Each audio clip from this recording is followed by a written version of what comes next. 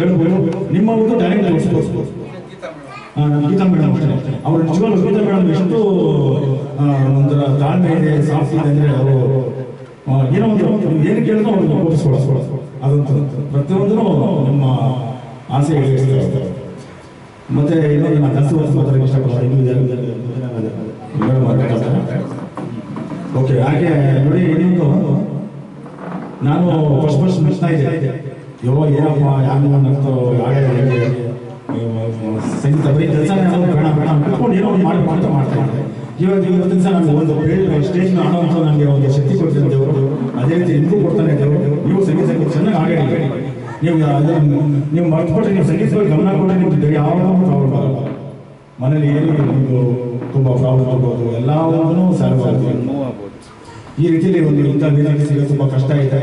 ಇವೆಲ್ಲ ಯೂಸ್ ಮಾಡ್ಕೊಳ್ಳಿ ನೀವು. ಪ್ರತಿಯೊಂದು ಇಷ್ಟಿಗೆ ನನ್ನ ತಪ್ಪ ಸ್ಪೋರ್ಟ್ಸ್ ಅದೆಲ್ಲ ಇದನ್ನು ಅದನ್ನು ಬೆಳೆಸ್ಕೊಳ್ಳೋದು. ಮತ್ತೆ ನಾನು ಕಂಟಿನ್ಯೂ ಮಾಡ್ಬೋದು ಹೇಳ್ಬೋದು ಸಾಕು. ಅದು ಕಂಟಿನ್ಯೂ ಮಾಡಿ ಸಂಗೀತ ಬಗ್ಗೆ ಗಮನ ಅದೊಂದೇ ಅಂತ ಹೇಳಿದ್ರೆ ನಿಮ್ಗೆ ಏನು ಇಷ್ಟ ಆಗುತ್ತೋ ಅದನ್ನು ಬೆಳೆಸ್ಕೊಂಡು ಹೋಗ್ಬೋದು ಸಂಸ್ಥೆ ಒಳಗೆ. ಇದೇ ರೀತಿ ನೀವು ಕಾಪಾಡ್ಕೊಂಡು ಹೋದರೆ ಸಂಪೂರ್ಣವಾಗಿ ನಿಮ್ಗೆ ಏನೋ ಸಪೋರ್ಟಿಂಗ್ ಬೇಕು ಅಂದರೆ ನಮ್ಮ ಮಾಲೀಕರಾದ ಗೀತಾ ಮೇಡಮ್ ಅವರಿಗೆ ಇದು ಮಾಡ್ಕೊಳ್ಳಿ. ಇಷ್ಟು ಒಂದು ಹೇಳಿ ನನ್ನ ಮಾತು ಮುಗಿಸ್ತಾ ಇದ್ದೀನಿ. ಇನ್ನೂ ಟೈಮ್ ತಗೊಳ್ಳೋದು ಬೇಡ, ಮುಂದಿನ ಬೇರೆ ಮಾತಾಡ್ತಾರೆ. ಥ್ಯಾಂಕ್ ಯು, ಎಲ್ಲರಿಗೂ ಧನ್ಯವಾದಗಳು. ಈಗ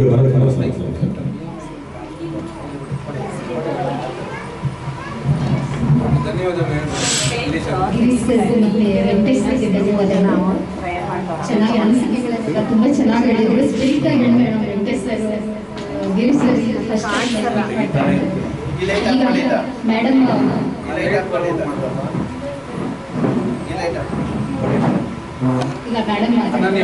ಅನನ್ಯ ಮೇಡಮ್ ಅವರು. ನಮಸ್ತೆ ಎಲ್ಲ ಇಲ್ಲಿ ಸೇರಿರ್ತಕ್ಕಂಥ ಮಹಿಳಾ ನಾಯಿಗಳಿಗೆ ಹಾಗೂ DMIT ಕಲ್ಚರಲ್ ಅಕಾಡೆಮಿ ಮತ್ತು ಶ್ರೀ ಸಂಜೀವಿನಿ ಫೌಂಡೇಶನ್ ಅಂಡರಲ್ಲಿ ಅದರ ಸಾರಥ್ಯವನ್ನು ಭರತ್ ಸರ್ ತಗೊಂಡು ಎಲ್ಲ ಮಹಿಳೆಯರಿಗೂ ಒಂದು ದಾರಿದೀಪವಾಗಿದ್ದಾರೆ. ಅವರಿಗೆ ನನ್ನ ಹೃತ್ಪೂರ್ವಕ ವಂದನೆಗಳನ್ನು ಅರ್ಪಿಸ್ತೀನಿ. ಯಾಕೆಂದರೆ ಈಗಿನ ಕಾಲದಲ್ಲಿ ಮನೆ ಸಪೋರ್ಟ್ ಮಾಡಲ್ಲ ಹೆಣ್ಮಕ್ಳಿಗೆ. ಅದೇ ಮಾಡಂತೆ ಬಿಡು, ಅಥವಾ ಮತ್ತೆ ಏನು ಅದನ್ನ ಟಾಲರೇಟ್ ಮಾಡೋಕ್ಕೆ ಏನು ಬೇಕು ಅಂತ ಮಾತುಗಳೇ ನನಗೆ ಬೀಳ್ತಾ ಇದೆ. ಹೌದಾ, ನಂಗೆ ಇಷ್ಟನಾ, ಸರಿ ಮಾಡು, ನಾನು ಸಪೋರ್ಟ್ ಆಗಿರ್ತೀನಿ ಅಂತ ಹೇಳೋದು ತುಂಬ ರೇರ್.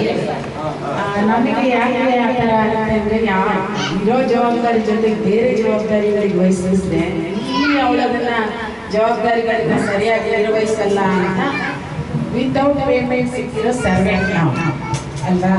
ಏನಂದ್ರೆ ಎಷ್ಟು ನಾವು ಮನೆಗೋಸ್ಕರ ಜೀವ ತೆಗಿತಾ ಇದ್ದೀವಿ ಅಂದರೆ ಒಂದ್ಸತಿ ಮಾಂಗಲ್ಯ ಕುತ್ತಿಗೆಗಿತ್ತು ಅಂದರೆ ನಮ್ಮನ್ನು ನಾವು 100,000% ಅರ್ಪಿಸ್ಕೊಂಡಿರ್ತೀವಿ ಫ್ಯಾಮಿಲಿಗೋಸ್ಕರ. ಇದರಲ್ಲಿ ನಾನು ನನ್ನ ಆಸೆ, ನನ್ನ ಆಕಾಂಕ್ಷೆ, ನನ್ನ ಹವ್ಯಾಸ ಎಲ್ಲ ಮರ್ತೇ ಬಿಡುತ್ತೇನೆ. ನಾನಾಗಿ ಇರೋದಿಲ್ಲ. ನಾನು ಗಂಡನಿಗೆ ಹೆಂಡತಿ, ಮಕ್ಕಳಿಗೆ ತಾಯಿ, ಅತ್ತೆಗೆ ಸೊಸೆ, ಈ ಥರ ಬೇರೆ ಬೇರೆ ಬೇರೆ ಪಾತ್ರಗಳು ಮಾಡೋದ್ರಲ್ಲೇ ನಮ್ಮ ಜೀವನ ಎಲ್ಲಿಗೆ ಬಂದಾಗಲೇ 60 ಕ್ರಾಸ್ ಮಾಡಿದ್ದೀವಿ. ನಾವು ಏನು ಮಾಡಬೇಕು ಅಂತ ಅಂದ್ಕೊಂಡಿದ್ದೇ ಗೊತ್ತಾ ಅಂದ್ರಲ್ಲಿ 60 ಬಂದ್ಬಿಟ್ಟು ನಾವು ಮುಂದೆ ಗೊತ್ತಾ ಅನ್ನೋ ಥರ ಆಗೋದು. ಇಂಥ ಒಂದು ವಾತಾವರಣ ನಮ್ಮ ಮಿಡ್ಲ್ ಕ್ಲಾಸ್ ಫ್ಯಾಮಿಲಿಗಳಲ್ಲಿ ಆಲ್ಮೋಸ್ಟ್ ಎಲ್ಲರ ಮನೆಯಲ್ಲಿ ಇದೇ ಕೈದೇ ಇದೆ. ಇದ್ರ ಮಧ್ಯೆ ಒಂದು ಮೈಮನಸ್ಸು ಒಂದು ಮುದ ಕೊಡುವಂಥ ಒಂದು ಸನ್ನಿವೇಶ ಅಂದರೆ ಸೀರಿಯಲ್ಗಳು. ಈ ಸೀರಿಯಲ್ಗಳು ನೋಡ್ಕೊಂತ ಇಲ್ಲಿ ಫಸ್ಟ್ ಆಫ್ ಆಲ್ ನಾವು ಕಳೆದೋಗಿದ್ದೀವಿ. ನಾವಾಗೇ ಇಲ್ಲ, ಎಲ್ಲರೂ ಸೇವೆ ಮಾಡ್ಕೊಂತ ನಮ್ಮನ್ನು ನಾವು ಎಲ್ಲೋ ಬಿಟ್ಟು ಬಂದ್ಬಿಟ್ಟಿದ್ದೀವಿ. ನಾವು ಬಾಲ್ಯದಲ್ಲಿ ನಾವೇನಾಗಿದ್ವಿ ಅದು ಹಾಗೇ ಇಲ್ಲ, ಅದು ಇಲ್ಲವೇ ಇಲ್ಲ, ಎಲ್ಲೋ ಕಳೆದೋಗಿದ್ದೀವಿ. ಅದರಲ್ಲಿ ಸೀರಿಯಲ್ಗಳು ಬಂದು ಇನ್ನೂ ಅವರು ನಮ್ಮ ಫ್ಯಾಮಿಲಿದೇ ನಮಗೆ ಒಂದು ಡಿಸಿಷನ್ ತಗೊಳಕ್ಕಾಗ್ತಾ ಇಲ್ಲ. ಅವರ ತಲೆ ಬಿಸಿ ಎಲ್ಲ ತಲೆ ಹಾಕೊಂಡು ಸೀರಿಯಲಲ್ಲಿ ನಾವು ಹೋಗ್ತೀವಿ. ಇದರಲ್ಲಿ ಏನಾಗುತ್ತೆ ಅಂದರೆ 24 hours ಹಿಂಗೆ ಕಳ್ಕೊಳ್ತಾ ಇದೆ, ಒಂದೊಂದು ಸೆಕೆಂಡ್ ಅನ್ನೋ ದಿನಗಳು. ಅದರಲ್ಲಿ ಪ್ರತಿ ದಿವಸ ಇಂಥ ಕಳೆಯೋದ್ರಿಂದ ನಮ್ಮ ಜೀವನ ಸುಮ್ಮನೆ ಹೋಗ್ತಾ ಇದೆ, ಇದರಿಂದ ಯಾರಿಗೂ ಆಗ್ತಾ ಇಲ್ಲ ಇವಾಗ. ಹಾಗಾಗಿ ನಾನು ಹೇಳೋದೇನೆಂದರೆ ಒಂದು ಹೆಣ್ಣು ಅವಳಿಗೆ ಎಜುಕೇಶನ್ ತುಂಬ ಡಬಲ್ ಡಿಗ್ರಿ ಮಾಡಬೇಕು ಅಂತ ಏನಿಲ್ಲ, SSLC ಇದ್ರೂ ಸಾಕು. ಅವಳಲ್ಲಿ ಸಾಮಾನ್ಯ ಜ್ಞಾನ ಇದ್ರೆ ಅವಳು ಮನೆಗೋಸ್ಕರ ಅಂತ ಏನು ತನ್ನನ್ನು ತಾನು ಅರ್ಪಿಸ್ಕೊಳ್ತಾಳಲ್ಲ, ಅದರಲ್ಲಿ ಅರ್ಧ ಭಾಗ ಅವಳನ್ನು ಕಂಡ್ಕೋಬೇಕು. ನಾನು ಏನು ಮಾಡ್ಬೇಕಂತೀನಿ, ನನ್ನಿಂದ ಏನು ಮಾಡೋಕ್ಕೆ ಸಾಧ್ಯ, ಮನೆಗೆ ಸಮಾಜಕ್ಕೆ ಮಾಡಬಹುದಾ, ನನ್ನ ಕೆಪಾಸಿಟಿ ಇದೆಯಾ, ಇದನ್ನ ಯೋಚನೆ ಮಾಡಿ ಅದರಲ್ಲಿ 2 ಹೆಜ್ಜೆ ಇಟ್ಟು ಸಾಕು. ಅವಳು ಜಾಸ್ತಿ ಬೇಡ. ನಾವು ಫಸ್ಟ್ ಆಫ್ ಆಲ್ ಒಂದು ಸ್ಟೆಪ್ ಇಡೋದಿಲ್ಲ. ಆ ಯೋಚನೆಯ ನಿಟ್ಟಿನಲ್ಲಿ ನಾವು ಸಾಗೋದೇ ಇಲ್ಲ. ನಾವು ಬರೀ ಇನ್ನೊಬ್ಬರಿಗಾಗೆ ಬರೀ ಕಕ್ಕೆ ಬಿಟ್ಟಿದ್ದೀವಿ ಅನ್ಕೊಂಡಿದ್ದೀವಿ. ನಾನು ಹೇಳೋದು ಇಂಥ ಒಂದು ಸನ್ನಿವೇಶ ಯಾರಿಗೂ ಒಂದು ಕಾಂಪ್ಲೇಟ್ ಕಸದಲ್ಲಿ ರೋಡಲ್ಲಿ ನಿಜವಾಗ್ಲೂ ಅವ್ರು ಪುಣ್ಯವನ್ನು ಕೊಟ್ಟರು. ಇಲ್ಲಿ ಎಷ್ಟು ಮಾಡಿದ್ರು ನೋಡಿ, 1 ಲಕ್ಷ ಪಾಂಪ್ಲೆಟ್ ಅಲ್ಲಿ ಯಾರಿಗೂ ಕೆಲವೊಂದು ಫೋಟೋ ಮುಖಾಂತರ ವಾಟ್ಸಪ್ ಮುಖಾಂತರ ಮತ್ತೆ ಎಲ್ಲೋ ಕಸದಲ್ಲಿ ಬೀದಿಲಿ ಬಿದ್ದಿ ಸಿಕ್ಕಿ ನೀವು ಬಂದಿದ್ದೀರಾ ಅಂದ್ರೆ ದೇವರಿಗೆ ನಿಮ್ಮ ಬಗ್ಗೆ ಅಷ್ಟು ಕಾಳಜಿ ಇದೆ ಅಂತ. ಅಂದ್ರೆ ನಿಮ್ಮ ಲೈಫನ್ನ ಏನೋ ಟರ್ನ್ ಮಾಡಕ್ಕೆ ಕಾಯ್ತಾ ಇದ್ದಾನೆ. ನೀವು ನಿಮಗೆ ಸಿಕ್ಕಿ ನೀವು ಈಗ ಬಂದಿರೋದು ನಿಜವಾಗ್ಲೂ ನೀವು ಅದೃಷ್ಟ ನನ್ನ ಭಾವನೆ. ನೀವು ಇಷ್ಟು ಸರಳವಾಗಿ ಸುಲಭವಾಗಿ ವಿತೌಟ್ ಎನಿ ಶುಲ್ಕ ನೀವು ಬರೆಯುವಷ್ಟು ಅವಕಾಶ ಈ ಸಂಸ್ಥೆಯಿಂದ ಮಾಡಿಕೊಟ್ಟಿರೋದ್ರಿಂದ ನೀವೆಲ್ಲ ನಿಜವಾಗ್ಲೂ ಅದೃಷ್ಟಶಾಲಿಗಳು. ನಿಮಗೆ ಅವಕಾಶ ಸಿಕ್ಕರೆ ಫರ್ದರ್ ಅದ್ರ ಬಗ್ಗೆ ಇನ್ನೂ ಕಲಿಯೋ ಆಸಕ್ತಿದ್ರೆ ನೀವು ಕಲೀರಿ, ಅಥವಾ ಇಲ್ಲೇ ಬಂದರೆ ಮೇಡಮ್ ಎಲ್ಲರಿಗೂ ತುಂಬ ಚೆನ್ನಾಗಿ ಹೇಳ್ಕೊಟ್ರು ಅಂತ ನೀವೇ ಎಲ್ಲ ಹೇಳಿದ್ರು. ಆ್ಯಕ್ಚುಲಿ ನಾನು 26 ಇಯರ್ಸ್ ಬ್ಯೂಟಿಷಿಯನ್ ಮಾಡಿದೆ. ಪಾರ್ಲರ್ನಲ್ಲಿ ತುಂಬ ಚೆನ್ನಾಗಿ ದುಡಿದೆ. ಮನೆಯಲ್ಲಿ ಟ್ಯೂಷನ್ ಮಾಡ್ತಾಯಿದ್ದೆ SSLCವರೆಗೂ. ಆಮೇಲೆ ಫ್ಯಾಷನ್ ಡಿಸೈನಿಂಗ್ ಮಾಡಿದ್ದೀನಿ. ನನಗೆ ಎಲ್ಲ ಥರ ತರಬೇತಿ ಇದೆ ಅಂತ ಗೊತ್ತಾದರೆ ಹೋಗ್ಬಿಡ್ತಿದ್ದೆ ನಾನು. ಅದು ಒಳಗೋಗಿ ಅದರಲ್ಲಿ ಅವ್ರು ಎಷ್ಟು ಕಲಿಸ್ತಾರೋ ಅಷ್ಟು ಕಲ್ತ್ಕೊಂಡು ಬರ್ತಾಯಿದ್ದೆ. ಎಷ್ಟು ನಾವು ಪ್ರತಿ ಕ್ಷಣ ಕಲಿತಾ ಇದ್ದರೆ ನಾವು ಸಾಯೋವರೆಗೂ ಕಲ್ತ್ಕೊಂಡು ಮುಗಿಯೋದಿಲ್ಲ, ಅಷ್ಟು ಇರುತ್ತೆ. ನಮ್ಮನ್ನು ನಾವು ಒಂದು ಹ್ಯುಮ್ಯಾನಿಟಿನ ಬೆಳೆಸಬೇಕು, ಕಲಿಕೆ ಕಡೆ ಗಮನ ಕೊಟ್ಟು ಮಕ್ಕಳನ್ನು ಸರಿದಾರಿಗೆ ತಗೊಂಡು ಹೋಗಿ ಮನೆಯೂ ಸರಿಸರಿಸ್ಕೊಂಡು ಹೋಗಿ ನಮ್ಮ ಸಮಯನೂ ಕರೆಕ್ಟಾಗಿ ಕಳೆದು ಇದೆಲ್ಲ ಮಾಡೋದಕ್ಕೆ ನಮಗೆ ಟೈಮ್ 24 hours ಸಾಲಲ್ಲ. ಆ್ಯಕ್ಚುಲಿ ಈಗ ಅವರು ಹೇಳಿದ್ರಲ್ಲ ಕೋ ಸಿಸ್ಟರ್ದು ನಿಮಗೂ ಇರ್ಬೋದಾ ಅಂತ ನನಗೆ ಅನ್ನಿಸ್ತು. ತುಂಬ ಆಶ್ಚರ್ಯ ಆಯ್ತು ಅಂತ. ಆ ರೀತಿ ನಾವು ಕೋರ್ಸ್ ಹೇಳ್ಕೊಡ್ಬೇಕಾಗಿದೆ ಹ್ಯುಮ್ಯಾನಿಟಿನ. ಆ ಕಾಲ ಬಂದ್ಬಿಟ್ಟಿದೆ ನಮಗೆ. ನಾವು ಮನುಷ್ಯರಾಗಿ ಹುಟ್ಟಿದ್ದೀವಿ, ಮನುಷ್ಯತ್ವ ನಮ್ಮೊಳಗೆ ಇಟ್ಕೋಬೇಕು. ಅದರಲ್ಲಿರೋ ಒಂದು ನವರಸಗಳು ಮನುಷ್ಯತ್ವದಲ್ಲಿ ಯಾವ್ಯಾವ ಟೈಮಲ್ಲಿ ಯಾವ್ಯಾವುದನ್ನ ಎಷ್ಟೆಷ್ಟು ಬಳಸಬೇಕು, ಅದರಿಂದ ನಮ್ಮ ಒಂದು ಸಂಸ್ಕಾರಯುತವಾದ ಜೀವನನ ಸಮಾಜಕ್ಕೆ ಯಾವ ರೀತಿ ಕೊಡುಗೆಯನ್ನು ಕೊಡಬೇಕು, ಇದೆಲ್ಲ ನಮ್ಮ ಕೈಲಿರುತ್ತೆ. ನಿಮಗೆ ನಾನು ಹೇಳಿದ್ರಲ್ಲಿ ಎಷ್ಟು ಡೈಲಿ ಯೂಸಿಗೆ ತಗೋಬೇಕು ಅಂತ ನಿಮಗೆ ಅನಿಸುತ್ತಾ ತಗೊಳ್ಳಿ. ಬಟ್ ನೀವಿರೋ ಏರಿಯಾನ ತುಂಬ ಸಂತೋಷವಾಗಿದೆ ಅಷ್ಟೇ ನನಗೆ. Thank you.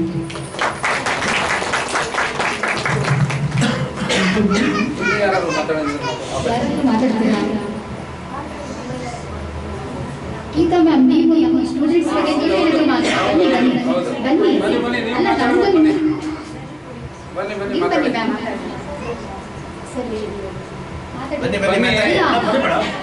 ಈಗ ನಾವೆಲ್ಲ ಸ್ಟೂಡೆಂಟ್ಸ್ ಮ್ಯಾಮ್ ಬಗ್ಗೆ ಅನಿಸಿಕೆಗಳು ಹೇಳೋದು, ಅವರಿಗೆ ನಮ್ಮ ಬಗ್ಗೆ ಏನಿಸ್ತದೆ ಅವ್ರು ಹೇಳಬೇಕು. ಬನ್ನಿ ನಿಮ್ಮ ವಿದ್ಯಾರ್ಥಿಗಳು ಕೆಟ್ಟವರು ಒಳ್ಳೆಯವರು ಹೇಳಿ ಬನ್ನಿ. ಬನ್ನಿ ಬನ್ನಿ ಬನ್ನಿ ಬನ್ನಿ.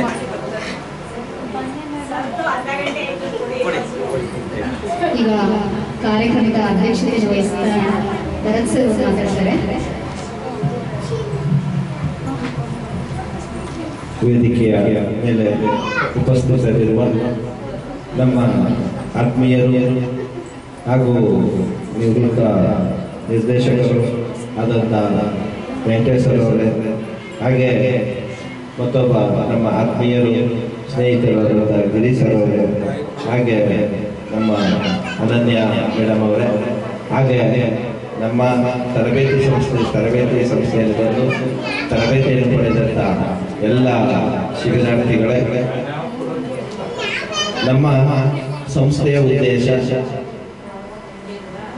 ಒಂದೇ, ನಾವು ನಮ್ಮ ಕೈಲಾದಷ್ಟು ಮಟ್ಟಿಗೆ ನಿರುದ್ಯೋಗ ಸಮಸ್ಯೆಯನ್ನು ನಿವಾರಣೆ ಮಾಡಬೇಕು ಅಂತೇಳಿ ನಾವು ಈ ಕಾರ್ಯಕ್ರಮನ 2010ನೇ ಇಸ್ವಿನಲ್ಲಿ ನಾವು ಪ್ರಥಮ ಬಾರಿಗೆ ಕನಕಪುರದಲ್ಲಿ ನಾವು ಈ ತರಬೇತಿಯನ್ನು ಪ್ರಾರಂಭ ಮಾಡಿದೋ. ನಾವು ಈ ತರಬೇತಿನ ಪ್ರಾರಂಭ ಮಾಡೋದಕ್ಕೆ ಕಾರಣ, ನಾವೆಲ್ಲ ರೋಟರಿ ಸಂಸ್ಥೆ, ಲಯನ್ ಸಂಸ್ಥೆ, ಕಂಟ್ರಿ ಕ್ಲಬ್ಗಳು, ಈ ಥರ ಕರ್ನಾಟಕ ರಾಜ್ಯದಲ್ಲಿ ಎಷ್ಟು ಸಂಘ ಸಂಸ್ಥೆಗಳಿದೆ ಅಷ್ಟು ಸಂಘ ಸಂಸ್ಥೆಗಳು ಕೂಡ ನಾನು ಮೆಂಬರ್ ಇದ್ದೀನಿ. ಸುಮಾರು ಒಂದು ವರ್ಷಕ್ಕೆ ಬರೀ ಮೆಂಬರ್ಶಿಪ್ಗೆ ಅಂತ ಹೇಳಿ ಸುಮಾರು 3 ಲಕ್ಷ ರೂಪಾಯಿನ ಕಟ್ತೀನಿ ನಾನು. ಈ Rotary Club, Lion Club, country ಕ್ಲಬ್ಗಳು, ಟೌನ್ ಕ್ಲಬ್ಗಳು, ಇದು ಯಾವ್ದ್ಯಾವ್ದಿದೆ ಎಲ್ಲ ಕ್ಲಬ್ಗಳಲ್ಲೂ ಕೂಡ ನಾವು ಮೆಂಬರ್ ಇದ್ದೀವಿ. ಈಗ ನಾವು ಈ ರೋಟರಿ ಕ್ಲಬ್, ಲಯನ್ಸ್ ಕ್ಲಬ್ಗಳು ಏನಂತಂದ್ರೆ ಅವ್ರದ್ದೇ ಆದಂಥ, ಅವರು ಕೂಡ ಸೇವೆಗಳನ್ನ ಮಾಡ್ತಾರೆ, ಅವರು ಕೂಡ ಅವ್ರದ್ದೇ ಆದಂಥ ಕಾರ್ಯಕ್ರಮಗಳನ್ನ ಕೊಡ್ತಾರೆ. ಒಂದು ಹೆಲ್ತ್ ಕ್ಯಾಂಪ್ ಮಾಡುವಂಥದ್ದು, ವೆಟರ್ನರಿ ಕ್ಯಾಂಪ್ನ ಮಾಡುವಂಥದ್ದು, ಐ ಕ್ಯಾಂಪ್ನ ಮಾಡುವಂಥದ್ದು, ಮತ್ತೆ ಮಕ್ಕಳುಗಳಿಗೆ, ಪ್ರೈಮರಿ ಸ್ಕೂಲ್ ಮಕ್ಕಳುಗಳಿಗೆ ಸಹಾಯ ಮಾಡುವಂಥದ್ದು, ನೋಟ್ಬುಕ್ಗಳು ಕೊಡುವಂಥದ್ದು, ಬ್ಯಾಗ್ಗಳು ಕೊಡುವಂಥದ್ದು, ಶೂಗಳು ಕೊಡುವಂಥದ್ದು, ಈ ಥರದ್ದೆಲ್ಲ ಒಂದು ಕಾರ್ಯಕ್ರಮನ ರೋಟರಿ ಕ್ಲಬ್, ಲಯನ್ಸ್ ಕ್ಲಬ್, ಕೆಲವಾರು ಸಂಘ ಸಂಸ್ಥೆಗಳು ಮಾಡುತ್ತವೆ. ಆದರೆ ಮಧ್ಯಮ ವಯಸ್ಸಿನ ಜನರಿಗೆ ಒಂದು ಡಿಗ್ರಿನ ಮಾಡಿರ್ತಾರೆ, ಅಥವಾ BCom ಮಾಡಿರ್ತಾರೆ, BSc ಮಾಡಿರ್ತಾರೆ, MA ಮಾಡಿರ್ತಾರೆ, ಡಬಲ್ ಡಿಗ್ರಿಗಳನ್ನ ಮಾಡ್ಕೊಂಡಿರ್ತಾರೆ. ಮಧ್ಯಮ ವಯಸ್ಸಿನ ಜನರಿಗೆ ಯಾವ ಸಂಘ ಸಂಸ್ಥೆಯವರು ಕೂಡ ಸಹಾಯ ಮಾಡಲ್ಲ. ಯಾವ ಸಂಘ ಸಂಸ್ಥೆಯಲ್ಲಿ ಹೋಗಿ ನಮಗೆ ಒಂದು ಕೆಲಸ ಕೊಡಿಸಿ, ನಾವು ಡಿಗ್ರಿ ಮಾಡಿದ್ದೀವಿ ಅಥವಾ ನಮ್ಮ ಮನೆಯಲ್ಲಿ ತುಂಬ ಕಷ್ಟ ಇದೆ, ನಮ್ಗೊಂದು ಕೆಲಸ ಕೊಡಿಸಿ ಅಂತ ಅಂದರೆ ಯಾವ ಸಂಘ ಸಂಸ್ಥೆಗಳು ಅದಕ್ಕೆ ಸಪೋರ್ಟ್. ಯಾಕೆ ಅಂತಂದರೆ ಅವ್ರ ಕೆಲವರು ಕೂಡ ಅದು ಆಗಲ್ಲ. ಯಾಕೆಂದರೆ ಯಾವುದೇ ಒಂದು ಫ್ಯಾಕ್ಟ್ರಿ ಇದ್ರೆ, ಕಂಪ್ನಿಗಳಿದ್ರೆ, ಅವ್ರ ಪರಿಚಯ ಇದೆ, ಇಂಥ ಕಡೆ ಹೋಗಿ ಕೆಲಸ ಮಾಡಿ ಅಂತ ಹೇಳ್ಬೋದು. ಅಥವಾ ಅದ್ರ ಪರಿಚಯ ಇರಲ್ಲ ಅಂತ ಅಂದಾಗ ಅವರು ಅಂಥವ್ರಿಗೆ ಏನು ಮಾಡ್ತಾರೆ, ಇಲ್ಲಪ್ಪ ನಮಗೆ ಆ ಥರ ಎಲ್ಲ ಕೆಲಸಗಳು ಕೊಡ್ಸೋಕ್ಕಾಗಲ್ಲ, ನೀವು ಗಟ್ಟಿಮುಟ್ಟಾಗಿದ್ದೀರಾ, ಹೋಗಿ ದುಡ್ಡಿದ್ದು ಕೆಲಸ ಮಾಡಿ ಅಂತ. ಆದರೆ ನಿರುದ್ಯೋಗವನ್ನು ನಿವಾರಣೆ ಮಾಡಬೇಕು ಅಂತೇಳಿ ನಾವೊಂದು ಏನು ಮಾಡ್ಬೋದು ಕಾರ್ಯಕ್ರಮ ಮಧ್ಯಮ ವಯಸ್ಸಿನ ಜನರಿಗೆ. ನಾವೆಲ್ಲ ರೋಟರಿ ಕ್ಲಬ್ಬಲ್ಲಿ ಲೇಡೀಸ್ ಕ್ಲಬ್ಬಲ್ಲಿ ತುಂಬ ಹುಡುಗರುಗಳು, ತುಂಬ ಜನ ಲೇಡೀಸ್ಗಳು ಕೇಳ್ಕೊಂಡ್ಬರೋರು, ಸರ್ ಯಾವ್ದಾದ್ರು ಒಂದು ಕಂಪ್ನಿಯಲ್ಲಿ ಕೆಲಸ ಕೊಡ್ತೀವಿ, ಯಾವ್ದಾದ್ರು ಫ್ಯಾಕ್ಟ್ರಿಯಲ್ಲಿ ಕೆಲಸ ಕೊಡ್ತೀವಿ, ಅಥವಾ ನಿಮ್ಗೆ ಗೊತ್ತಿರೋರು ಯಾರು ಹೇಳಿ ಅಲ್ಲಿ ಹೋಗಿ ಕೆಲಸ ಮಾಡ್ತೀವಿ ಅಂತ. ಹಂಗಿದ್ದಾಗ ನಾವು ಒಂದಿನ ನಿಂತ್ಕೊಂಡು ಮೀಟಿಂಗಲ್ಲಿ ಯೋಚನೆ ಮಾಡುವಾಗ ಎಲ್ಲ ನಾವು ಈಗ ಐ ಕ್ಯಾಂಪ್ ಮಾಡ್ತೀವಿ. ಐ ಕ್ಯಾಂಪ್ ಮಾಡಿದಾಗ ವಯಸ್ಸಾದವ್ರಿಗೆ ನಾವು ಐ ಕ್ಯಾಂಪ್ನ ಮಾಡ್ತೀವಿ, ಈ ತಂದೆ ತಾಯಿಗಳಿಗೆ ಇವ್ರಿಗೆ ಐ ಕ್ಯಾಂಪ್ನ ಮಾಡ್ತೀವಿ.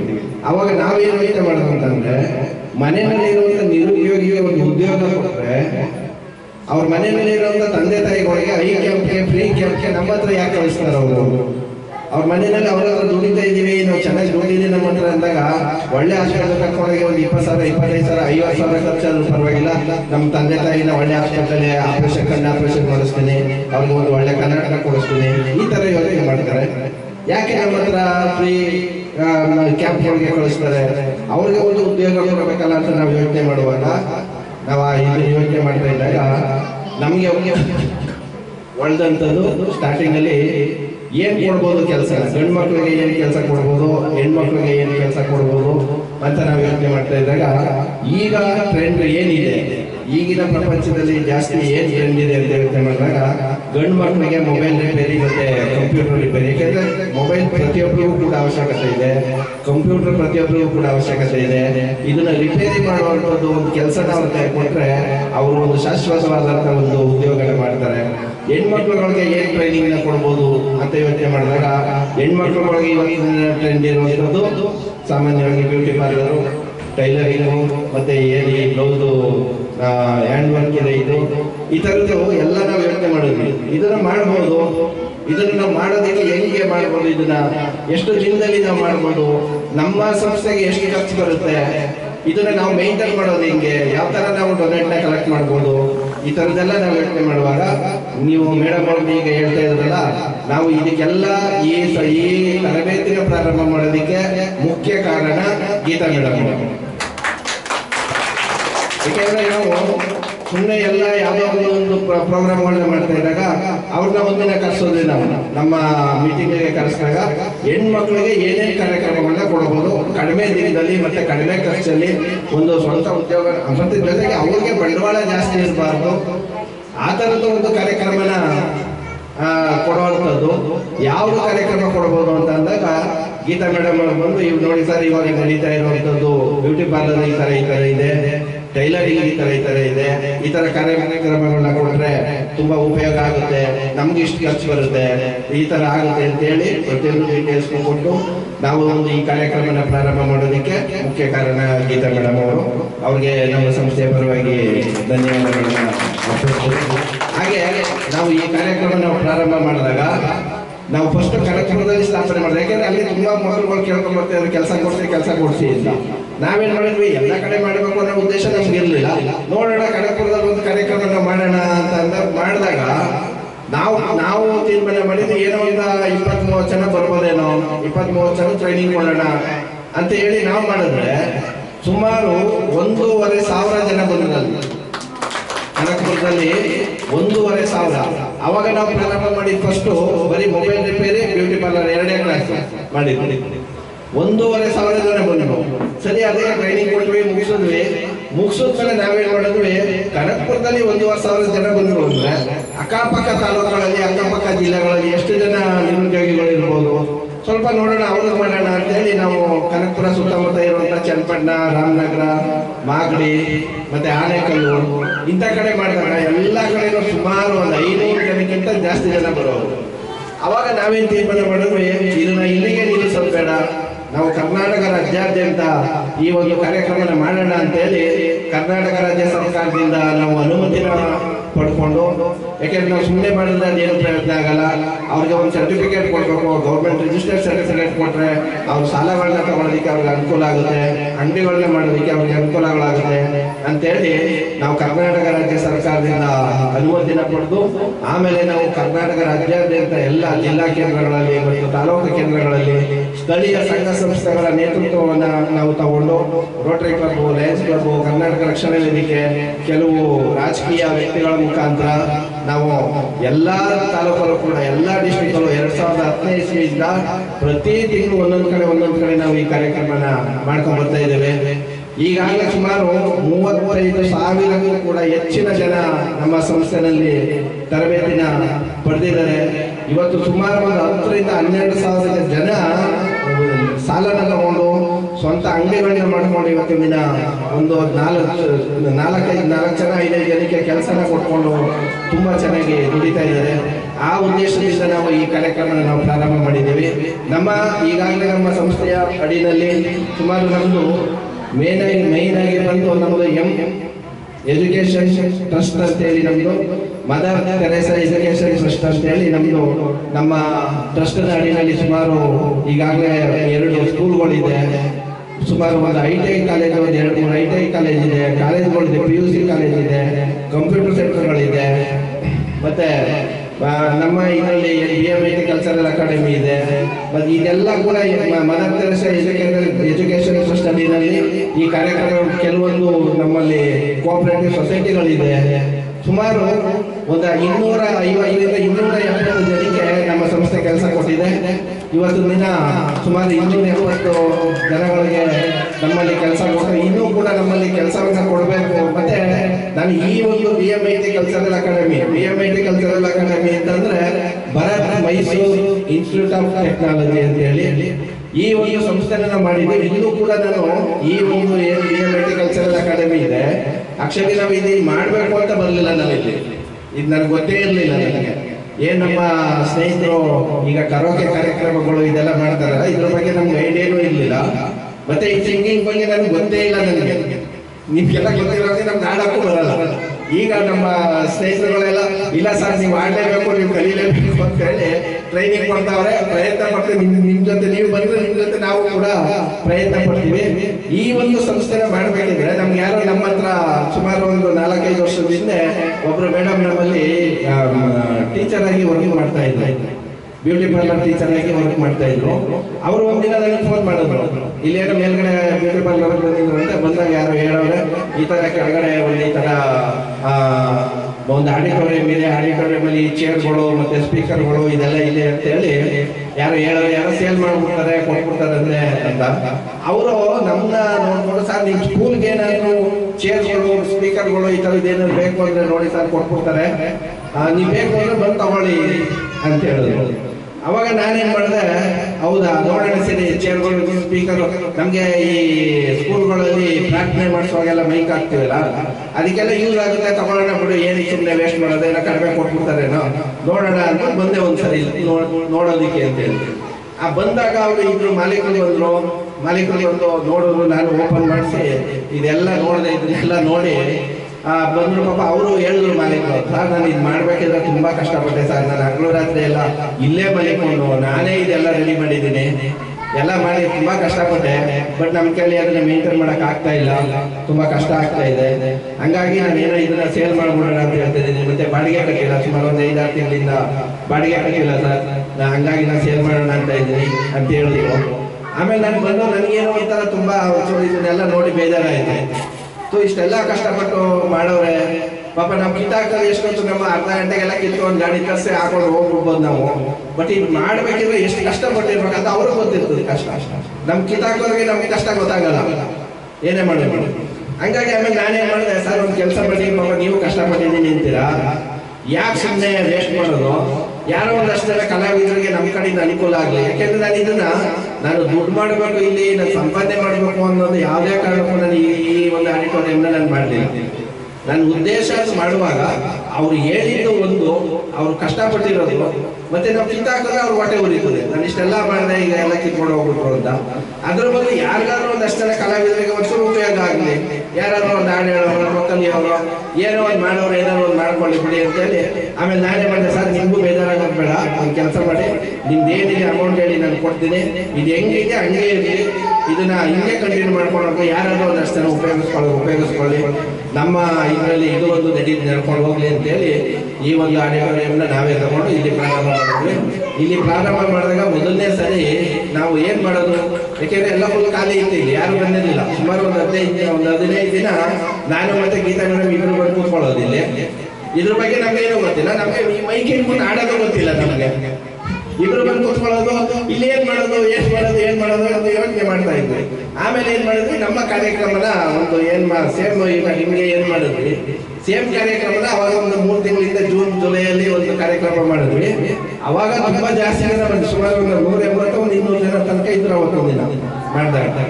ಅದಾದ್ಮೇಲೆ ಮತ್ತೆ ಒಂದು ಕ್ಯಾನ್ಸಲ್ ಮಾಡಿ ಮತ್ತೆ ಆಮೇಲೆ ಮತ್ತೆ ಅಷ್ಟರೊಳಗಡೆ ಆ ಪ್ರೋಗ್ರಾಮ್ ಮುಗಿಯೋಷ್ಟರಲ್ಲಿ ನಮ್ಮ ವೆಂಕಟೇಶ್ ಸರ್, ಗಿರಿ ಸರ್ ಇವರೆಲ್ಲ ಸುಮಾರು ನಮ್ಮ ಇನ್ನೊಬ್ರು ನಮ್ಮ ಆತ್ಮೀಯರು ಗಾಯತ್ರಿ ಮೇಡಮ್ ಅಂತ ಹೇಳಿ ಇದ್ದಾರೆ, ಅವರೆಲ್ಲ ಕೂಡ ನಮ್ಮ ನಿಮ್ಗೆ ಸಿಕ್ಕಿದ್ರು. ಅವಾಗ ಇವರೆಲ್ಲ ಕರ್ಕೊಂಡು, ಸರ್ ನೋಡಿ ಸರ್ ಈ ತರ ಇದೆ, ಏನೋ ಒಂದು ಮಾಡಿ ಸರ್, ನೀವೆಲ್ಲ ಸಪೋರ್ಟ್ ಮಾಡಿ ಬೆಳೆಸಿ, ಯಾರು ಕಲಿತೀನಿ ಅಂದ್ರೆ ಕಲಿಸಿ ಒಂದೇನೋ ಒಂದು ಸಪೋರ್ಟ್ ಮಾಡ್ಕೊಂಡು ಬೆಳೀಲಿ. ಬಟ್ ನನ್ನ ಉದ್ದೇಶ ಏನಂತಂದ್ರೆ, ಇದನ್ನ ನಮ್ಮ ಉದ್ದೇಶ BMIT ಕಲ್ಚರಲ್ ಅಕಾಡೆಮಿನ ನಾವು ಕರ್ನಾಟಕ ರಾಜ್ಯಾದ್ಯಂತ ನಾವು ಬೆಳೆಸಬೇಕು ಅನ್ನೋದು ತುಂಬಾ ಆಸೆ ಇದೆ. ಮತ್ತೆ ಕರ್ನಾಟಕ ರಾಜ್ಯಾದ್ಯಂತ ಎಲ್ಲ ಜಿಲ್ಲಾ ಕೇಂದ್ರಗಳಲ್ಲಿ ಈ ಒಂದು ಆಡಿಟೋರಿಯಂನ ಮಾಡಬೇಕು, ಮತ್ತೆ ಒಂದು ಯೂನಿವರ್ಸಿಟಿನ ನಾನು ಮಾಡಬೇಕು ಅಂತ ಹೇಳಿ ನಾನು ನಮ್ಮ ಇದರಲ್ಲಿ ಪ್ರಯತ್ನ ಪಡ್ತಾ ಇದ್ದೀವಿ. ಹಂಗಾಗಿ ಇದನ್ನ ಬೆಳೆಸೋದಕ್ಕೆ ನೀವೆಲ್ಲರೂ ಕೂಡ ಸಪೋರ್ಟ್ ಮಾಡಿ, ನೀವು ಬೆಳಿಗ್ಗೆ. ಯಾಕೆಂದ್ರೆ ನಾನು ಮೊನ್ನೆ ಮಾತಾಡೋದು ನಿಮ್ಗೆಲ್ಲ, ನಾವು ಹುಟ್ಟೋದು ನಾವು ಸಾಮಾನ್ಯ ಜನರಾಗಿ ಸಾಮಾನ್ಯವಾಗಿ ಹುಡ್ತೀವಿ ನಾವು. ಆದ್ರೆ ನಾವು ಸಾಯ್ಬೇಕಿದ್ರೆ ಯಾರಾದ್ರೂ ಕೂಡ ನಮ್ಮನ್ನ 4 ಜನ ಗುರುತಿಸ್ಬೇಕು. 4 ಜನ ಆದ್ರೂ ಇದ್ದವ್ರು ಹಿಂಗಿದ್ರು, ಒಂದು ಸಿಂಗಿಂಗ್ ಅಲ್ಲ ಅಥವಾ ಒಂದು ಬ್ಯೂಟಿಷಿಯನ್ ಅಲ್ಲ, ಯಾವ್ದ್ರಲ್ಲಾದ್ರೂ ಆಗ್ಬೋದು. 4 ಜನಕ್ಕೆ ನಾವು ಹೆಲ್ಪ್ ಮಾಡಿದ್ದೀವಿ ಅನ್ನೋ ಸಮಾಧಾನದಲ್ಲಿ ನಾವು ಸಾಯ್ಬೇಕು. ಆ ಥರ ನೀವೆಲ್ಲರೂ ಕೂಡ ಆಗಬೇಕು ಅಂತೇಳಿ ನಮ್ಮ ಉದ್ದೇಶ. ದುಡ್ಡು ಮಾಡೋದು ಒಂದೇ ಉದ್ದೇಶ ಅಲ್ಲ, ನಮ್ಗೆ ದುಡ್ಡು ಮಾಡೋದಕ್ಕೆ ನಾನು ಇನ್ನೂ ಕೂಡ ನಿಮ್ಗೆಲ್ಲ ಯೋಚನೆ ಇರ್ಬೋದು, ನೀವು ಇಷ್ಟೆಲ್ಲ ಮಾಡ್ತೀವಿ ಹೇಳ್ತೀರಾ ಮತ್ತೆ ನಿಮ್ಗೆ ನೀವೇ ಜೀವನ ಮಾಡ್ತೀರಾ ಅಂತ. ನಂದೇ ಆದಂಥ ಬಿಸ್ನೆಸ್ಗಳು ಕೂಡ ನಂದು ಸಪ್ರೇಟ್ ಇದೆ. ನಂದು ಪೆಥಾಲಜಿ ಲ್ಯಾಬ್ಗಳಿದೆ. ಇಲ್ಲಿ ಬೆಂಗಳೂರಲ್ಲಿ ಸುಮಾರು ಒಂದು 5 ಕಡೆ ಲ್ಯಾಬ್ಗಳಿದೆ. ಬನಶಂಕರಿ, JP ನಗರ, ಪುಟ್ಟನಹಳ್ಳಿ, ಕನಕಪುರ ರೋಡು, ಮತ್ತೆ ಇಲ್ಲಿ ಚಿಕ್ಕಬಳ್ಳಾಪುರದಲ್ಲಿ ಮೆಡಿಕಲ್ ಸ್ಟೋರ್ ಇದೆ, ಕ್ಲಿನಿಕ್ ಇದೆ, ಲ್ಯಾಬ್ ಇದೆ. ಈ ಥರದ್ದೆಲ್ಲ ಬಿಸ್ನೆಸ್ಗಳು ಸುಮಾರು ಇದೆ ನಂದು. ಮತ್ತೆ ಸ್ಕೂಲ್ಗಳಿದೆ, ಕಾಲೇಜ್ಗಳಿದೆ. ಎಲ್ಲ ಕಡೆ ಸಂಪಾದನೆ ಮಾಡೋದಕ್ಕೆ ಬರೋದಕ್ಕೆ ನಮ್ಗೆ ತುಂಬಾ ನನಗೆ ದಾರಿಗಳಿದೆ. ಜೊತೆಗೆ ಸಹಾಯ ಮಾಡೋದಕ್ಕೂ ಕೂಡ ನಮ್ಮ ಸಂಸ್ಥೆ ನಿಮ್ಮ ಜೊತೆನಲ್ಲಿ ಈಗ ಏನು ಕಲ್ತಿದ್ದೀರ, ಈಗ ಮೇಡಮ್ ಅವ್ರು ಹೇಳಿದ್ರು ನಮಗೆ ಇನ್ನೂ ಒಂದಷ್ಟು ಟ್ರೈನಿಂಗ್ಗಳನ್ನ ಕೊಡಿ ಅಂತ ಹೇಳಿ. ನೋಡಿ, ಸುಮಾರು ಇನ್ನೂ ಒಂದು 300 ಕಾರ್ಯಕ್ರಮಕ್ಕೆ ನಾವು ಕರ್ನಾಟಕ ರಾಜ್ಯ ಸರ್ಕಾರದಿಂದ ನಾವು ಅನುಮತಿನ ಪಡೆದಿದ್ದೀವಿ. ಸುಮಾರು 300 ಕಾರ್ಯಕ್ರಮಗಳು ನಮ್ಮ ಸಂಸ್ಥೆನಲ್ಲಿದೆ. ಬ್ಯೂಟಿಷಿಯನು, ಟೈಲರಿಂಗು, ಮತ್ತೆ ಸೀರೆ ಕುಚ್ಚು ಕಟ್ಟೋದು, ಮತ್ತೆ ಬೇಕರಿ ಕುಟ್ನ ಮಾಡೋದು, ನೈಲ್ ಪಾಲಿಶ್ನ ಮಾಡೋದು, ಸೋಪ್ನ ಮಾಡೋದು, ಸೋಪ್ ಪೌಡ್ರುಗಳನ್ನ ಮಾಡೋದು, ಅಣಬೆ ಬೆಳೆಯೋದು, ಗಂಧದ ಕಡ್ಡಿ ಮಾಡುವಂಥದ್ದು, ಈ ಥರದ್ದು ಸುಮಾರು 300 ಕಾರ್ಯಕ್ರಮಗಳು ನಮ್ಮ ಸಂಸ್ಥೆನಲ್ಲಿದೆ. ಮುಂದಿನ ದಿನಗಳಲ್ಲಿ ಬೇರೆ ಬೇರೆ ಕಾರ್ಯಕ್ರಮಗಳನ್ನು ಕೂಡ ಕೊಡ್ತೀವಿ. ಬಟ್ ಆದ್ರೆ ಏನಂತಂದ್ರೆ ಈಗ ಕೊಟ್ಟಿರುವಂತ ಕಾರ್ಯಕ್ರಮಗಳು ನಿಮ್ಗೆ ಇದು ಜಾಸ್ತಿ ಬಂಡವಾಳ ಇಲ್ಲದೆ ಕಸ್ಟಮರ್ ನಿಮ್ಮನ್ನ ಹುಡಿಕೊಂಡು ಬರುವಂತ ಕಾರ್ಯಕ್ರಮಗಳಿದೆ. ಏನ್ ಬ್ಯೂಟಿ ಪಾರ್ಲರ್, ಟೈಲರಿಂಗು, ಮತ್ತೆ ಬ್ಲೌಸ್ ಹ್ಯಾಂಡ್ ವರ್ಕ್ ಇದೆ. ಇದು ಯಾವುದಕ್ಕೂ ಕೂಡ ನೀವು ಜಾಸ್ತಿ ಬಂಡವಾಳ ಹಾಕೋದಿಲ್ಲ, ಲಕ್ಷಾಂತರ ಬಂಡವಾಳ ಹಾಕೋದಿಲ್ಲ. ಜೊತೆಗೆ ಕಸ್ಟಮರ್ ನಿಮ್ಮನ್ನು ಹುಡಿಕೊಂಡು ಬರ್ತಾರೆ. ನೀವು ಬೇರೆ ಬೇರೆ ಕಾರ್ಯಕ್ರಮಗಳನ್ನ ನೀವು ಮಾಡ್ಬೇಕು ಅಂದಾಗ ಕ್ಯಾಂಡಲ್ ಮಾಡೋದು, ಗಣಪತಿ ಮಾಡೋದು, ಈ ಥರದ್ದೆಲ್ಲ ಮಾಡಿದಾಗ ನೀವು ಮಾರ್ಕೆಟಿಂಗ್ ಮಾಡ್ಬೇಕಾಗುತ್ತೆ. ಅದು ಮಾರ್ಕೆಟಿಂಗ್ ಸಮಸ್ಯೆ ಆಗುತ್ತೆ. ಹಂಗಾಗಿ ಆ ಕಾರ್ಯಕ್ರಮನ ಸ್ವಲ್ಪ ನಾವು ತಡೆ ಹಿಡಿದಿದ್ದೀವಿ. ಯಾಕೆಂತಂದ್ರೆ ಟ್ರೈನಿಂಗ್ ಕೊಡೋದು ನಮಗೆ ಈಸಿ, ಟ್ರೈನಿಂಗ್ ಕೊಡ್ಸ್ಕೊಡ್ತೀವಿ. ಬಟ್ ಟ್ರೈನಿಂಗ್ ಕೊಟ್ಟ ಮೇಲೆ ನೀವು ಅದನ್ನ ಮಾಡ್ತೀರಾ, ಒಂದು ಕ್ಯಾಂಡಲ್ ಮಾಡ್ತೀರಾ, ಗಂಧದ ಕಡ್ಡಿ ಮಾಡ್ತೀರಾ, ಅದನ್ನ ತಗೊಂಡೋಗಿ ಮಾರ್ಬೇಕು, ನೀವು ಮಾರ್ಕೆಟಿಂಗ್ ಮಾಡಬೇಕು. ಇಲ್ಲ ಅದನ್ನ ನೀವು ಮಾಡ್ತೀವಿ ಅಂತಂದಾಗ ಅದನ್ನ ದೊಡ್ಡದಾಗಿ ಫ್ಯಾಕ್ಟರಿ ಟೈಪಲ್ಲಿ ಮಾಡಬೇಕು. ಫ್ಯಾಕ್ಟರಿ ಟೈಪಲ್ಲಿ ಮಾಡಿದಾಗ ಆಲ್ ಓವರ್ ಕರ್ನಾಟಕ ನೀವು ಅಥವಾ ಹೊರ ರಾಜ್ಯಗಳಿಗೆ ನೀವು ಸಪ್ಲೈ ಕೊಡ್ಬೋದು. ನೀವು ಆ ಥರ ಮಾಡಬೇಕು ಅಂತಂದಾಗ ಒಬ್ಬರ ಕೈಲಿ 2 ಕೈಲಿ ಮಾಡೋಕ್ಕಾಗಲ್ಲ. ನಾನು ಮೊನ್ನೆ ನಿಮಗೆ ಹೇಳ್ದಂಗೆ ಒಂದು 4 ಜನ 5 ಜನ ಸೇರಿಸ್ಕೊಂಡು ಒಂದು ಕಾರ್ಯಕ್ರಮ ನೋಡಿ. ಲಾಸ್ಟ್ ಟೈಮ್ ಹಿಂಗೆ ಯಾರೋ ಒಬ್ರು ಸ್ಟೂಡೆಂಟು, ಸರ್ ನಾವು ಮನೆಯಲ್ಲಿ ಅಡುಗೆನ ಮಾಡಿ ನಾವು ಪ್ರಿಪೇರ್ ಮಾಡಿ ಈಗ ಉತ್ತರ ಕರ್ನಾಟಕದ್ದು ಫುಡ್ಡು ಇದೆಲ್ಲ ಮಾಡಿ ನಾವು ಸಪ್ಲೈ ಕೊಡ್ತೀವಿ ಅಂತ ಹೇಳಿದ್ರೆ ಅವ್ರಿಗೆ ನಾವು ಲಾಸ್ಟ್ ಟೈಮ್ ಸಪೋರ್ಟ್ ಮಾಡಿದ್ವಿ. ಈಗ ಸುಮಾರು ಒಂದು 10 ಜನ ಕೆಲಸ ಮಾಡ್ತಾ ಇದ್ದಾರೆ.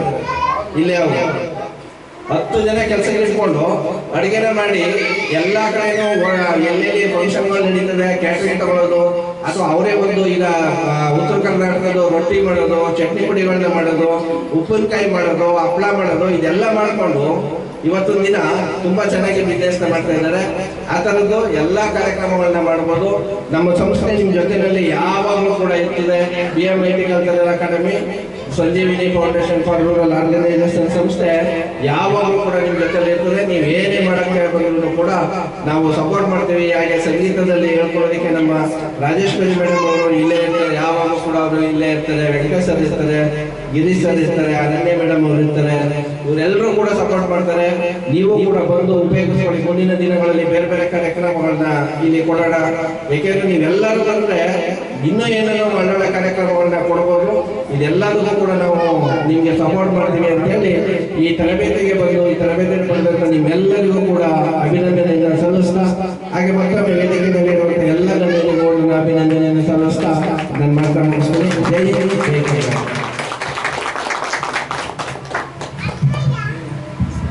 ಈಗ ಪ್ರಮಾಣ ಪತ್ರವನ್ನ ಪಡೆಯುವಂತ ಸಮಯ. ಹೆಸರುಗಳನ್ನ ಹೇಳ್ತೀವಿ. ಹೆಸರು ಹೇಳಿದ ತಕ್ಷಣ ಬಂದು ಅವರವರು ಪ್ರಮಾಣ ಪತ್ರನ ಪಡೆಯಲಿ. ವೇದಿಕೆಯಲ್ಲಿ ಇರುವಂತ ಎಲ್ಲ ಗಣ್ಯರು ಪ್ರಮಾಣ ಪತ್ರವನ್ನ ಕೊಡಬೇಕು ಅಂತ ಕೇಳ್ಕೊಂತೀನಿ. ಹಾಗೆ tailoring ತರಬೇತಿಯನ್ನ ಪಡೆದಂತ Smita CG,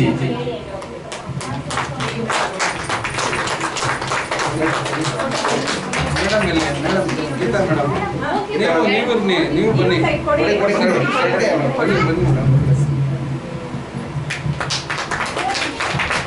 Sarita J, Shobha S,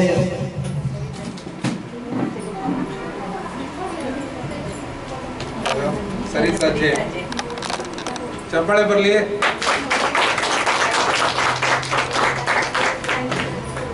Shobha S. Haseena Banu.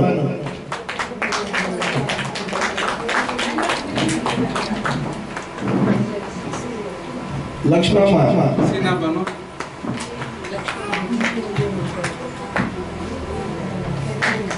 ಚಪ್ಪಾಳೆ ಬರಲಿ.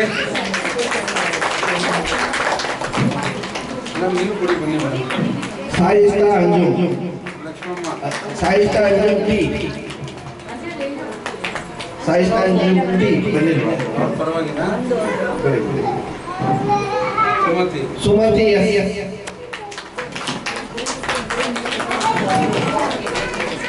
ಯಾರು ಸರ್ಟಿಫಿಕೇಟ್ ತಗೊಂಡು ಹೋಗ್ಬೇಡಿ, ಇನ್ನ ಫೋಟೋ ಇರಬೇಕು. ಮತ್ತೆ ಸರ್ಟಿಫಿಕೇಟ್ ಕೊಟ್ಮೇಲೆ ನಿಮ್ದು ಈ ಕಡೆ ಅಧ್ಯಕ್ಷರು ಸಿಗ್ನೇಚರ್ ಮತ್ತೆ ಟೀಚರ್ದು ಸಿಗ್ನೇಚರ್ ಎರಡು ಆಗಿದೆಯಾ ನೋಡ್ಕೊಳ್ಳಿ. ಎರಡು ಇದು ಮಾಡ್ಕೊಂಡು ಹೋಗೋಣ. Rashmi M N. Rashmi M N. Shaista Anjum T. Shaista Anjum ಬಂದಿಲ್ವಾ? ಕೊಡಿ ಕೊಡಿ. ಫಾತಿಮಾ ರೆಹಮಾನ್. ಫಾತಿಯಾ ರೆಹಮಾನ್. ಚಪ್ಪಾಳೆ ಬರಲಿ ನಿರಂತರವಾಗಿ. B R Shilpa Yathish.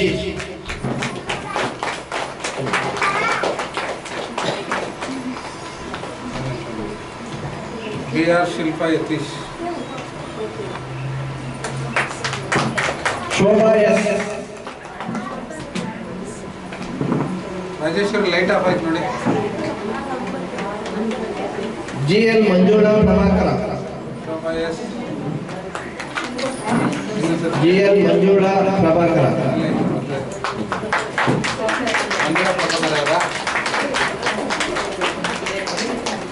S Muskan. Shashikala. आराम से बने, आराम से. सुधा कृष्णमूर्ति.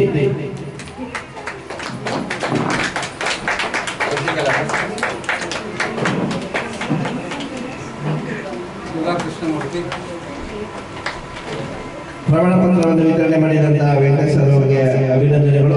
ಮುಂದಿನ ಪ್ರಮಾಣ ಪತ್ರವನ್ನು ನಮ್ಮ ಗಿರೀಶ್ ಸರ್ ಅವರು ಕೊಡಬೇಕಾಗಿ ಕೇಳ್ಕೊಳ್ತೀನಿ. J ಸುಧಾದೇವಿ.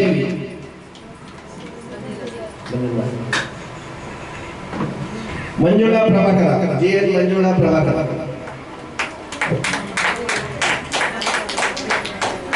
ಸಾಯಿಸ್ತಾ Anju.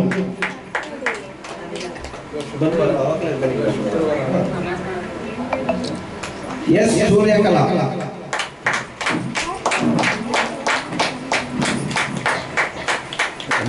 Jyotibai P ಬಸವಸಕರ್.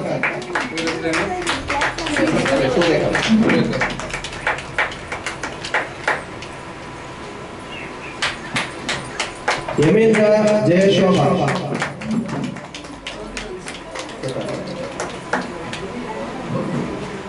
Smita N.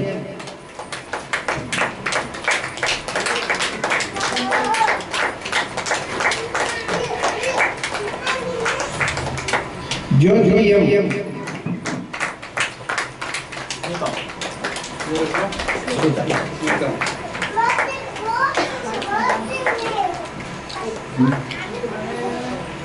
Netravati J.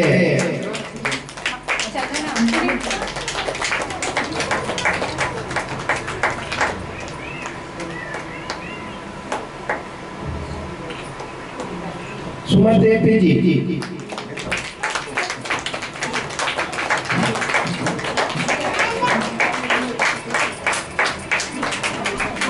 ಸಂಧ್ಯಾ ಎನ್.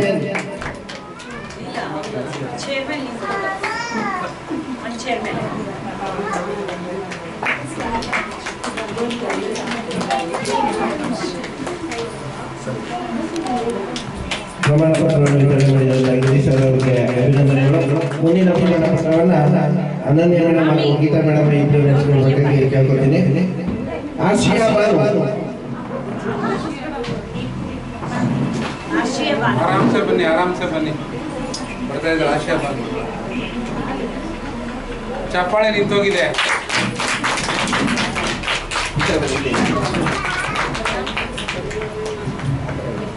ಆ ಕಡೆ ಫೋಟೋ. ಮೋನಿಯಮ್ಮ ಪೆರೇರೆ ಇದರ ಸುಧಾ ಕೃಷ್ಣಮೂರ್ತಿ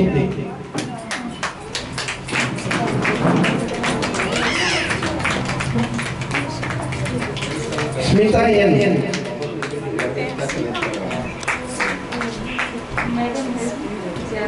ಸ್ಮಿತಾ ಎನ್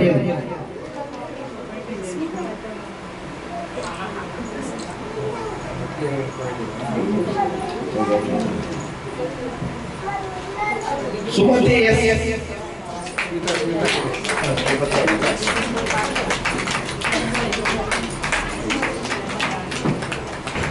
ನಿಂತಾಯ್ತು ರಾಜೇಶ್ವರಿ.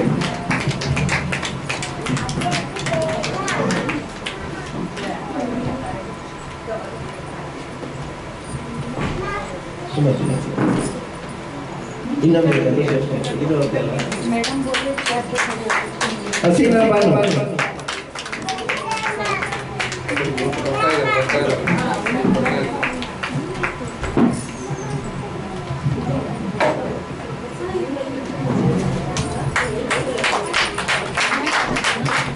ಎನ್ ವಿಜಯಲಕ್ಷ್ಮಿ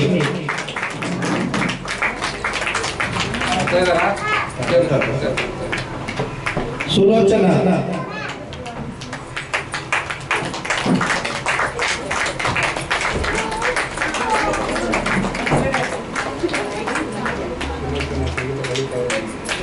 ಸುಲೋಚನಾ ಅವರು ನಮ್ಮ ಇಲ್ಲಿ ಸಿಂಗಿಂಗ್ ಸಂಗೀತ ಕ್ಲಾಸ್ಗೂ ಕೂಡ ಬರ್ತಾ ಇದ್ದಾರೆ. ಸುಲೋಚನಾ ಮಮತಾ ಬಿಸಿ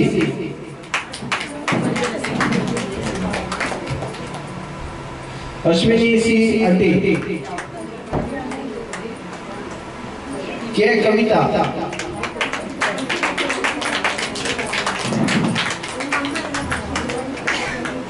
N Vijayalakshmi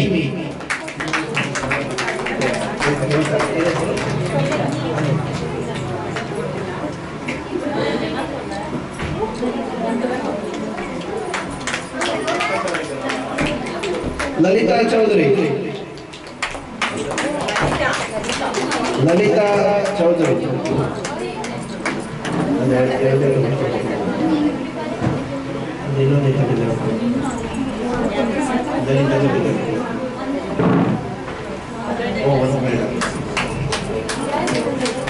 GN Roopa Mallikarjuna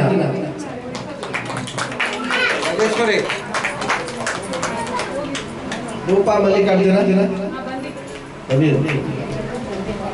N Nagaratna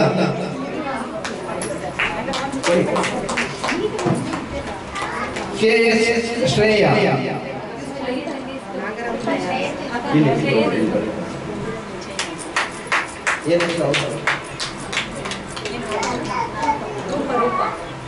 Roopa Mallikarjuna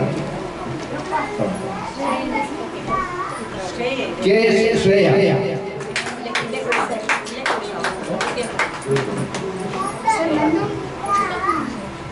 ಇದ್ಯಾವುದು